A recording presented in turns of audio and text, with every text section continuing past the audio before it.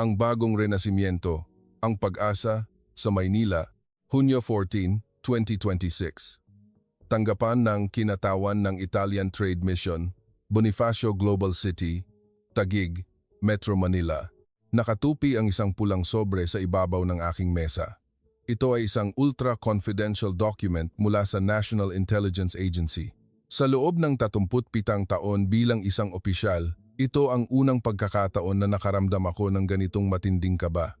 Sa sandaling binuksan ko ang sobre, isang nakakagulat na numero ang tumambad sa aking paningin.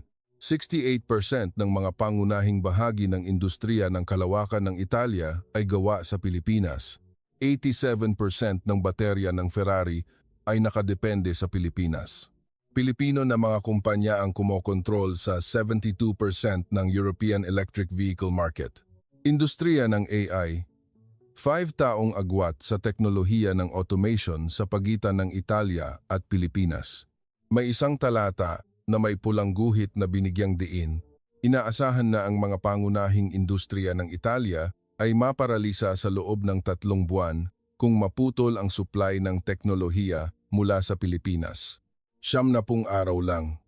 Ibig sabihin, titigil ang Ferrari, mabibitin ang space program, at magsasara ang mga pabrika sa Milan.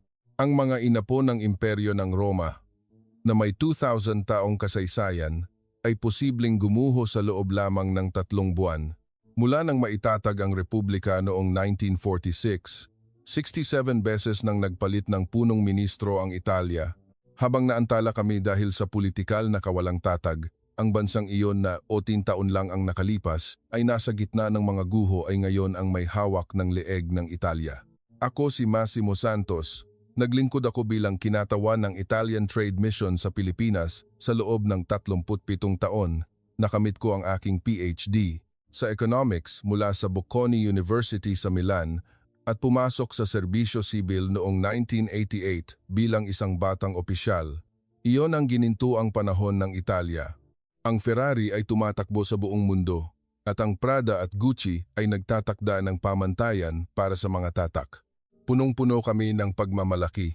Bumalik tayo sa umaga ng Huwebes, Hunyo 14, 2026. Ang pulang sobre na may tatak ng National Intelligence Agency ay nakalagay sa aking mesa sa tanggapan sa BGC, isang ultra-confidential document. Nanginginig ang aking mga kamay. Nakita ko ang titulo sa unang pahina, Codename, Pagsusuri sa pagdepende sa kapuluang Pilipinas.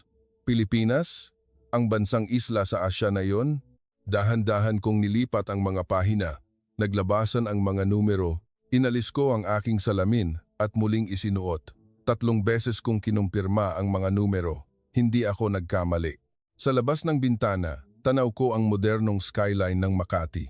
Ito ang lungsod kung saan pinaghalo ang kasaysayan at modernong arkitektura.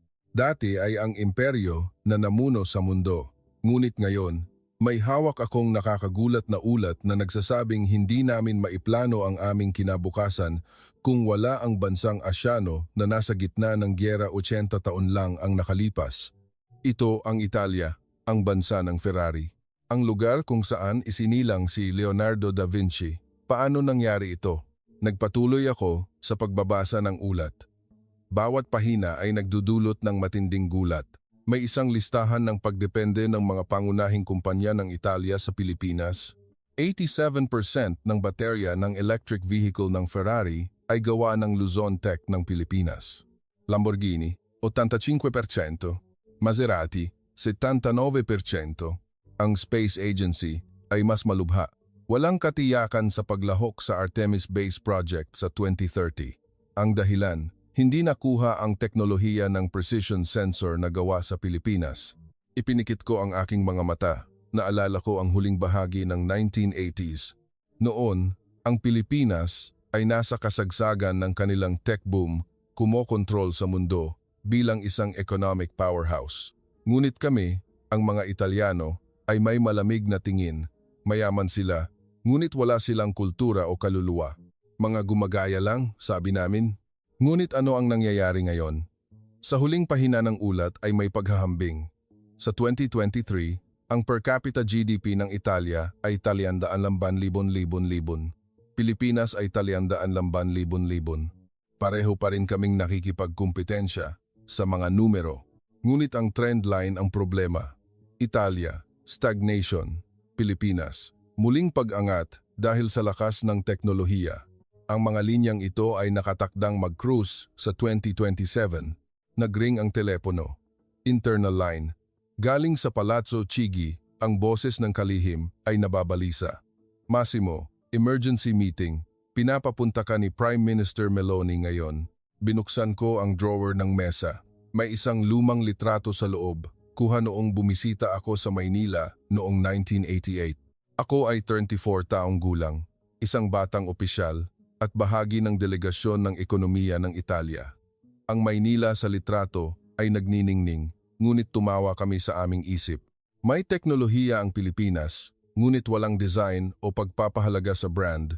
Iyon ay ang kayabangan ng isang maunlad na bansa. 30 taon ang lumipas. Ang bansang iyon sa litrato ang may hawak ng linya ng buhay ng Italia ngayon. Lumabas ako ng lobby ng trade mission. Sa daan patungo sa video conference room, nakakabit sa dingding ang mga retrato ng mga dating punong ministro ng Italia. Mula nang maitatag ang Republika noong 1946, madalas kaming nagpapalit ng punong ministro. Ang average na termino ay 1 taon at 2 buwan. Politikal na kawalang tatag. Ito ang aming sumpa. Habang matatag ang Germany at France, kami ay abala sa politikal na awayan. Pumasok ako sa elevator. Sa maikling pag-akyat, tiningnan ko ang aking sarili sa salamin. 60 taong gulang, puti na ang buhok at dumami na ang kulubot. Ang batang opisyal, 20 taon na ang nakalipas, ay malapit ng magretiro. Ano ang nagawa ko sa panahong iyon? Akala ko, naglingkod ako sa Italia. Ngunit ano ang resulta? Tinawag kaming Hospital of Europe. Bumukas ang pinto ng elevator. 12th floor. Ang secure video conference room. Ilang tao na ang nandoon. Si Francesca Bianchi, Minister of Industry. Luca Donati, Undersecretary of Defense. At Alberto Mariani, Director ng Space Agency. Lahat sila ay may madilim na mukha. Tumingin sa akin si Minister Bianchi. Massimo, natanggap mo rin ba? Ang ulat? Tumango ako. Nagbuntong hininga siya. Tapos na ba tayo? Bumukas ang pinto ng video conference room at sininyasan kami ng kalihim na pumasok. Sa likod ng elliptical table sa conference room sa Roma, may watawat ng Italia. Nakaupo si Prime Minister Giorgia Meloni. May pulang sobre rin sa harap niya. Mga kasamahan, ang pag-uusapan natin ngayon ay ang kaligtasan ng Italia, panimula ni PM Meloni, kalmado, ngunit matatag ang kanyang boses. Umalingaw-ngaw ang salitang kaligtasan sa silid, bumukas ang projector. Sa unang slide, may malalaking titik, Emergency Analysis of Philippine Technology Dependence. Sa ikalawang slide, makikita ang isang pulang bar graph na tumataas. Nagsimulang mag-ulat si Paolo Beltrami, Director ng Intelligence. Madam Prime Minister, ito ang impormasyong nakalap namin sa nakalipas na 6 na buwan. Ang sitwasyon ay mas malubha kaysa sa inaasahan. Pindutin niya ang remote. Lumabas ang listahan ng mga pangunahing kumpanya ng Italia. Ferrari, Lamborghini, Maserati, Fiat, Leonardo Defense. Ang aming mga pagmamalaki. Sa tabi ng bawat kumpanya, may pulang numero, Degree of Dependence on Philippine Components. Napahinga ako ng malalim. Ito ba ang katotohanan? Nagpatuloy si Director Beltrami, mayroon pang mas nakakabahala. Ang Pilipinas ay nakipag-ugnayan na ng mahigpit sa Germany. Sinusubukan ding makipag-ugnayan ng France. Kung huli tayo, posible tayong ma-isolate sa Europe. Isolation. Ang salitang iyon ay tumimo sa aking puso. Ang bansa na dating namuno sa Europe ay ngayon nasa bingit ng pagkakabukod. Mahinang pinalo ni PM Meloni ang mesa. Francesca, iulat mo ang sitwasyon sa ground. Tumayo si Minister of Industry, Francesca Bianchi. Siya ay nasa kalagitnaan ng 50s mula sa Milan at ang kanyang pamilya ay may negosyo sa tela sa loob ng 3 henerasyon. Kilala niya ang Italian manufacturing higit sa sinuman. Madam Prime Minister, magsisimula ako sa Ferrari. Nagpalabas si Minister Bianchi ng bagong slide. Sa ilalim ng logo ng Ferrari, may nakakagulat na numero, 87%. Ang unang electric supercar ng Ferrari, ang F250, na ilalabas sa 2026, ay hindi mapoproduce Nang walang baterya ng Luzon Tech ng Pilipinas, walang kapalit na supplier sa kasalukuyan. Sumingit si Alberto Mariani, Director ng Space Agency. Mas malubha ang sektor ng kalawakan, inayos niya ang kanyang salamin. Wala ang Italia ng precision sensor technology na kailangan para sa Artemis Base Project. Tanging ang sensor na binuo ng Mindanao Aero ng Pilipinas ang nakakatugon sa kinakailangang presisyon. Tinakpan ko ng kamay ang aking noo. Kami ang gumawa ng 40% ng habitation module ng International Space Station.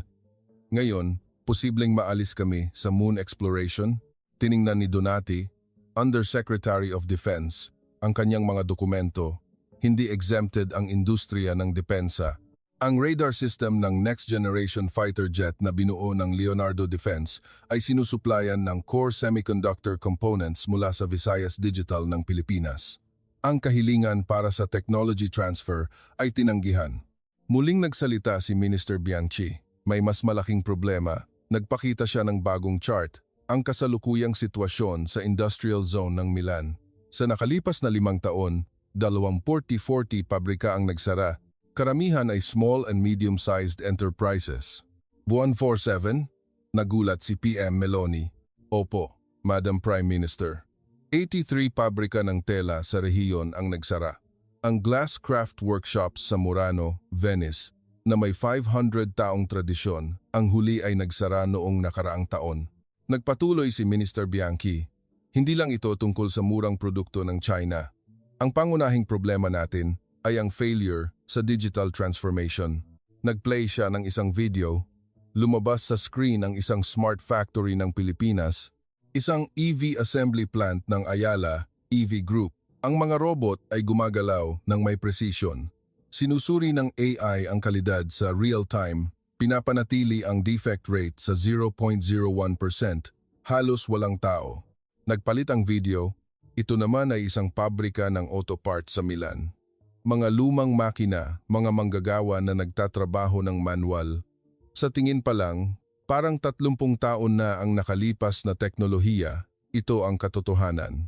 Ang mga pabrika sa Pilipinas ay nagtatrabaho ng 24 oras, halos walang defect. Ang atin, mataas ang labor cost, kalahati lang ang productivity, at mabagal ang quality control. Napatanong si PM Meloni, makakahabol ba tayo kung mag-invest tayo? Umiling si Minister Bianchi. Ang technology gap ay hindi bababa sa 5 taon. At iyon ay kung magsisimula tayo ngayon. Ngunit, Madam Prime Minister, mayroon pa ba tayong ganoong katagal na oras? Nagladlad ng mapa si Director Beltrami. Ang mga kumpanya ng Pilipinas ay nakapasok na sa Eastern Europe, pabrika ng Luzon Tech sa Czechia, Hitachi Visayas Technical Center sa Poland. Nagtayo sila ng mga base sa Romania. Tiningnan ko ang mapa. Ang mga pulang tuldok ay lumalabas sa Italia. Tila ang Pilipinas ay nakikipagtulungan sa Germany at France, ngunit lumalayo sa amin. Bakit nila kami nilalaktawan? Ibinaba ni Director Beltrami ang boses. Ang France ay lumalapit sa Pilipinas. Binisita ni President Macron ang Maynila noong nakaraang buwan. Ang agenda ay Nuclear at Space Technology Cooperation. Nagulat si Undersecretary Donati. Kailangan din nila ang Pilipinas? Opo. Sa EV battery at AI, hindi rin nakahabol ang France. Tinitingnan din nila ang shipbuilding technology ng Pilipinas. Sabi ni Minister Bianchi, Madam Prime Minister, nakita ko si Claudio Lorenzi, presidente ng Industrial Association ng Milan, noong nakaraang linggo. Sabi niya, namatay na kami. Ang Milan ay ang puso ng industriya ng Italia, at iyon ay namamatay. Ang bilang ng mga empleyado sa manufacturing ng Milan ay bumaba ng 35% sa nakalipas na 10 taon. Tulad ng sabi ni Director Mariani, ang mga kabataang may talento ay umaalis sa bansa patungo sa Amerika o Germany. Iniisip nilang wala nang kinabukasan sa Italia. Muli kong naisip ang litrato ng Maynila noong 1988. Sa mata ng mga kabataang Pilipino noon, mayroong matinding pagnanasa na matuto pa at umunlad pa. Ano ang nakikita sa mata ng mga kabataang Italyano ngayon? Tahimik na sabi ni PM Meloni. I-summarize natin. Hindi tayo makakagawa ng Ferrari, hindi tayo makakapunta sa buwan, at nagsasara ang mga pabrika at nasa krisis tayo ng pagkakabukod sa Europa. Lahat ay tahimik. May solusyon ba? Maingat na sabi ni Minister Bianchi. Wala nang ibang pagpipilian kundi ang makipagtulungan sa Pilipinas. Makipagtulungan sa Pilipinas. Ang bansang tinawag naming mayaman ngunit walang kaluluwa. At 37 taon na ang nakalipas ngayon, kailangan nating iabot ang ating mga kamay sa kanila. Kinaumagahan, sumakay ako sa tren. Ang Frecciarossa mula Rome patungong Modena dumaan sa Bologna. Inutusan ako ni PM Meloni na personal na suriin ang sitwasyon ng Ferrari. Sumakay ako sa taxi sa Modena patungong Maranello. Isang maliit na bayan na may 17,000 tao, ngunit ito ang meka ng mga mahilig sa kotse sa buong mundo. Ang pangunahing tarangkahan ng Ferrari. Ang malaking prancing horse na emblem ay nagniningning sa sikat ng araw. Naghihintay na si Benedetto Vigna, ang CEO. Sinalubong niya ako sa reception room sa ikatlong palapag ng main building. Siya ay 55 taong gulang, isang inhinyero, at higit sa lahat ay alam niya ang teknolohiya ng Ferrari. Massimo, magpapakita ako. Ang Ferrari ay nasa krisis. Lumipat kami sa Research and Development Center. Sa isang silid, may kotse na nakabalot sa itim na tela. Ito ang F250, ang unang electric supercar ng Ferrari na ilalabas sa 2026. Inalis ang tela at lumabas ang magandang, streamlined body. Ngunit pagbukas ng hood, walang makina. Sa halip, may patag na battery pack. Alam mo ba kung ano ang sabi ng founder ng Ferrari? Ang kotse na walang makina ay hindi Ferrari, ngunit nagbago ang panahon. Ipinagbabawal ang pagbebenta ng internal combustion engine sa Europe simula 2035. Kumuha siya ng dokumento. Nakasulat, Battery Supplier, Luzon Tech. Ito ang tanging baterya na nakakatugon sa performance na kailangan namin. Ang baterya na gawa sa Italia ay may 20% na mas mababang energy density at 15% na mas mabigat. Huli rin ang Germany at France sa Pilipinas. Dependence, 87%. Ang numero na nakita ko sa ulat kahapon. Mas malala pa, may pagtutol sa loob ng Board of Directors. Hindi natin pwedeng ipaubaya ang puso ng Ferrari sa isang kumpanya sa Asya, sabi nila. Iginiit nila ang in-house development. Ngunit aabutin iyon ng 10 taon. Sa panahong iyon, wala na ang Ferrari. Sinabi ni Vigna na pareho ang sitwasyon ng Lamborghini at Maserati. Ang mga materyales para sa car body lightweighting, tulad ng Toray carbon fiber, ay pinamumunuan din ng mga kumpanya ng Pilipinas. Massimo, ang Ferrari ay hindi na purong Italiano. Ito ay isang Italianong disenyo na gawa sa teknolohiya ng Pilipinas. Mariin siyang nagmakaawa. Palakasin ang kooperasyon sa Pilipinas. Iyon lang ang paraan para mabuhay ang Ferrari. Sa pabalik na tren, tumawag si Claudio Lorenzi, ang presidente ng Industrial Association ng Milan. Massimo, pakisuyong pumunta ka. Kailangan mong makita mismo. Kinaumagahan, sumakay ako sa tren patungong Milan. Sinamahan ako ni Claudio sa Industrial Park sa Sesto San Giovanni, mga saradong pabrika. Walang laman na parking lot, kinakalawang na steel gates. Tanging katahimikan ang bumabalot. Ang gusaling iyon ay dating pabrika ng gulong ng Pirelli at 2,000 tao ang nagtrabaho doon. Ngayon, ito ay isang logistics warehouse na lang at 50 empleyado na lang ang naiwan. Ang pabrika ni Claudio, ang Lorenzi Industria, ay bumaba rin mula 30 hanggang 12 empleyado. Nagpakita siya ng video. Ang pabrika ng Ayala ng Pilipinas at ang pabrika ng robot ng Fanuc, isang site na perpektong kinokontrol ng robot at AI. Massimo, hindi ito ang hitsura ng manufacturing 5 taon mula ngayon. Ginagawa na ito ng Pilipinas ngayon. Karaniwan kaming gumugugol ng 4 na oras para mag-assemble ng isang kotse. Sa kanila, 48 segundo lang. Ipinakita ni Claudio ang listahan ng DOL 147 saradong pabrika. Huwag nating sisihin lang ang murang produkto ng China. Ito ay dahil hindi tayo nagbago. Ang antas natin, iniisip na ang paggamit ng email ay digital transformation na. 2 p.m. Emergency meeting ng Confederation of Italian Industry. Malamig ang kapaligiran. Isang textile association president mula sa rehiyon ng Veneto ang sumigaw, "Matuto sa teknolohiya ng Pilipinas? Kalokohan, tayo ay Italia. ang bansa na gumawa ng Renasimiento. Magpapaluhod ba ang mga inapo ni Leonardo da Vinci sa teknolohiya ng Asya? Ilang tao ang pumalakpak. Tumayo si Claudio. Ginoong Barboni, kalahati ang sales ng pabrika mo kumpara noong nakaraang taon. Nagtanggal ka ng 35 empleyado. Tingnan natin ang katotohanan. Talo tayo. Isang babaeng entrepreneur ang sumingit. Kailangan ko ring isara ang aking pabrika sa susunod na taon. Makikipagtulungan ako sa Pilipinas dahil kailangan kong mabuhay. Nagsalita ako. Ang Pilipinas ay 5 taon nang nauuna sa teknolohiya. Ngunit iginagalang nila ang ating design at craftsmanship. Tayo ang matuto ng teknolohiya at sila ang matuto ng design. Magtutulungan tayo. Dagdag ni Claudio. Bakit dakila si Leonardo da Vinci? Dahil hindi siya tumigil sa pag-aaral. Siya ay isang pintor, ngunit nag-aral ng anatomy, mathematics at physics. Kung tumanggi siyang matuto dahil sa pride, wala tayong Mona Lisa. Pagkatapos ng isang linggo, sa expanded cabinet meeting na pinangunahan ni PM Meloni sa Rome, naglabas ng conclusion. Ang kooperasyon sa Pilipinas ang tanging solusyon. Pagkalipas ng 3 araw, ginanap ang Philippines-Italy Business Forum sa Hilton Hotel sa Rome. Tumayo sa entablado si Kalihim Kenneth Tan ng Philippine Department of Trade and Industry, ang pinuno ng delegasyon. Ang Italia at Pilipinas ay parehong mga manufacturing power at dapat na manatiling ganoon. Sunod-sunod na nagpresenta ang mga executive ng Visayas Digital, Luzon Tech at Ayala Group. Nakakagulat ang kanilang mga mungkahi. Ang Italia ay ang bansa ng design, may teknolohiya kami, ngunit gusto naming matuto ng inyong aesthetics.